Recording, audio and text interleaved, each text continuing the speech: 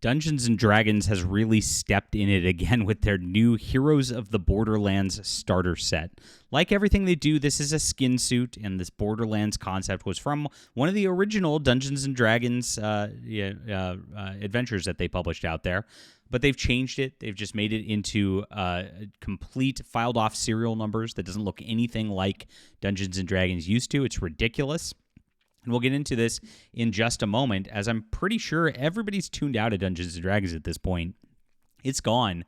I don't see sales going well. I've seen bookstores with piles of the manuals piled up.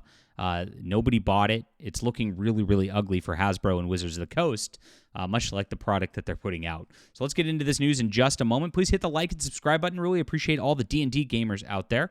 I am a fantasy writer myself, and I have made some beautiful settings. I would love to have some RPG settings made of this one in particular. This is called The Adventures of Baron von Monocle. I have gorgeous maps and the like. Anyway, that's another story. But I've got a beautiful book series right here. It starts with For Steaming Country. It's about an airship crew who's out adventuring, and they of course fight monsters. They get embroiled in a war. The fun stuff that D&D used to be about, right?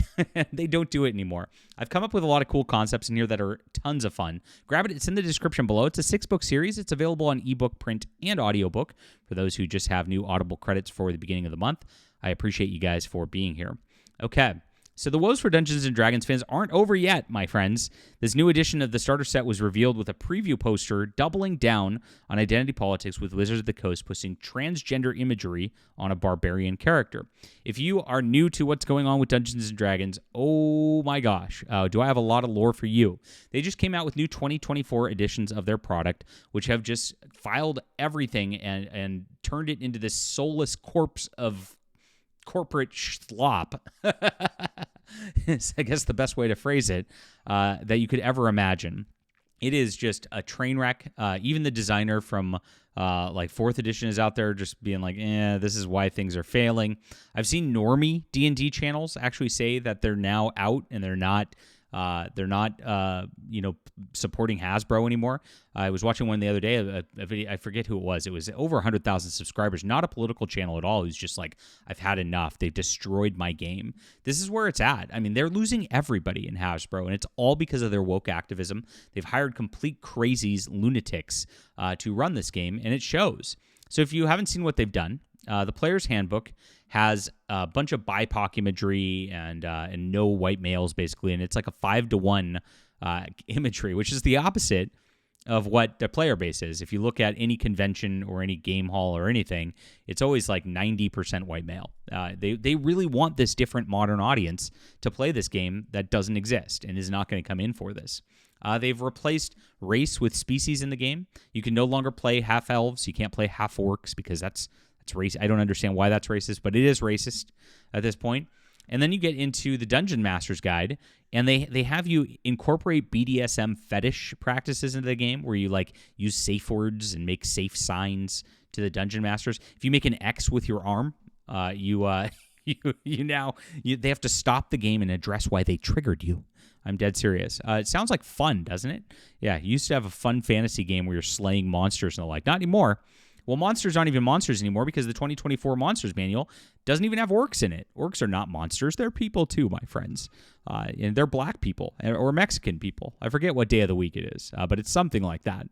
You can see from their image here that they released early on. Now, not only that, but the senior designer, Jason Tondro, penned a foreword to the history of Dungeons & Dragons where he called Gary Gygax misogynistic and accused him of cultural appropriation and promoting slavery.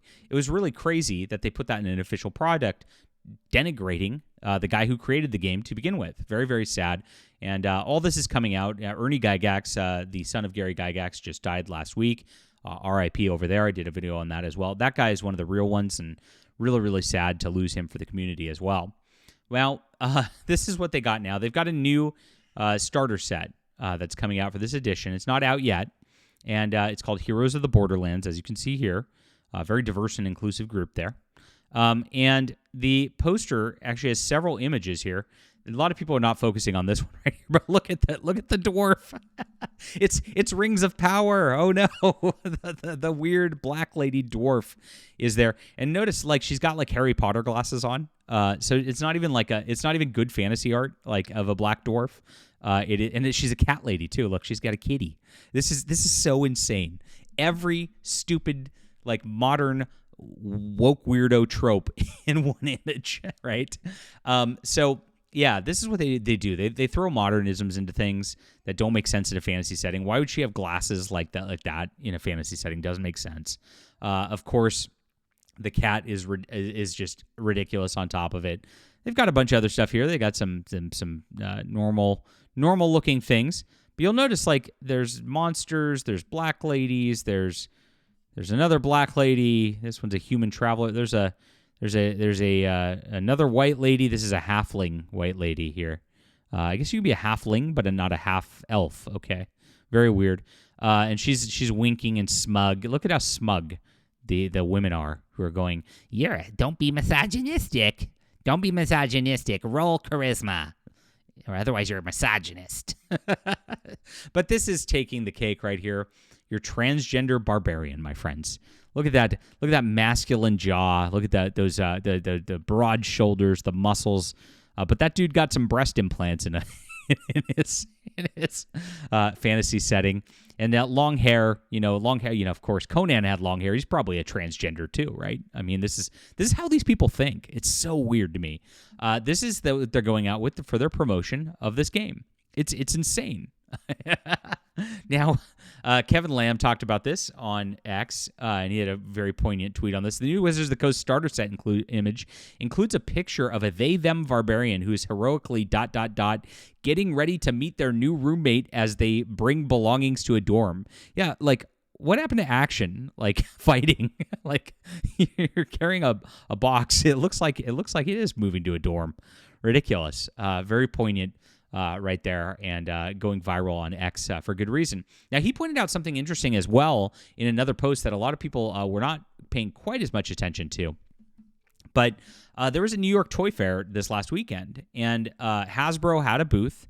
They had D&D out. They actually announced this at the Toy Fair, and there was one YouTube video, 38 views from what he saw on the Toy Fair.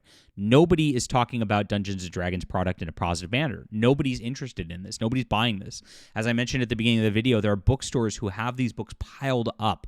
They are not selling. They're not moving to players. People are not playing this edition. They're in big trouble. Now, of course, D&D tried to move to this online subscription crap, too, with One D&D, that a lot of players are just balking at because they don't want to deal with another subscription service sort of thing. That's a ridiculous when this was a paper game. Pen and paper, this is what it is, tabletop. It was very easy. Like, the original edition, like, you barely needed anything special to play it, and that's kind of what made it cool. That's what made it catch fire in a lot of ways. This is just ridiculous corporate product at this level, and nobody's interested in it. It is absolutely dying on the vine. And it is absolutely just going nowhere at this juncture. Now, this starter set, incidentally, is $50 too. So imagine this is not a impulse buy for people. You see this diversity stuff. It doesn't look very fun, and it's not an impulse buy. The old version of this was $29.99, right? $30, still expensive, but you get a lot of stuff in it. The starter sets are kind of fun for these games. At this price point, I mean, they're really struggling. And to go all in on Dungeons and Dragons and really get everything at this point, what do you have to buy? I mean, you have to buy a lot of stuff. I think I saw the trio of manuals and the like was like $170 from the Hasbro store. It's like, whoa. I mean, you've got a really big buy-in just to get involved with Dungeons & Dragons at this point. And for what? So you can get lectured on colonialism. So you get lectured on racism. So you can get this like fantasy imagery that makes no sense. That you get no action adventure, no fighting, no fun. You can't fight. You can't fight against goblins anymore. You got to fight against goblin thieves because not all goblins are bad.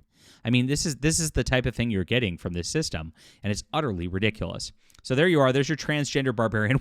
What do you think? Is this going to sell some product? Does this get you inspired to play Dungeons and Dragons? Oh, jeez.